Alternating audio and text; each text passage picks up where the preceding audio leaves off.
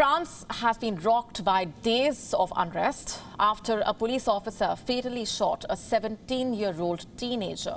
Protesters are torching vehicles. Town halls across the country are witnessing tensions. And the French President Emmanuel Macron, meanwhile, has urged the French citizens to remain calm. Our next report getting you the complete story. France is on the edge. Vehicles, trams and bikes have been put on fire across the country. Protesters have clashed with police in several French cities. The police was seen using tear gas to disperse the crowd. French President Emmanuel Macron is calling for citizens to remain calm. This chaos is not because of France's pension reforms. It's because of the deadly police shooting of Nahel M., a teenager of North African descent who was shot at during a traffic stop. What followed were overnight riots across France. In the working-class Paris suburb of Nanterre, protesters threw fireworks at the police and set cars on fire. Clashes were also witnessed in the northern city of Lille and in Toulouse in the southwestern region. In the northern suburbs of Paris, a town hall was torched by protesters. French authorities are expected to deploy at least 40,000 police officers across France, out of which around 5,000 security officials will be deployed in and around Paris. Reports suggest at least 180 people have been arrested across France.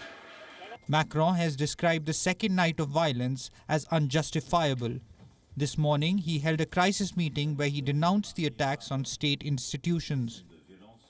A French prosecutor said the officer who fatally shot the teen has been placed under formal investigation. The prosecutor said previously the teenager failed to comply with the traffic stop order, and on Tuesday, the boy failed to obey the officer's orders. Meanwhile, the mother of the 17-year-old victim led a march in Nanterre.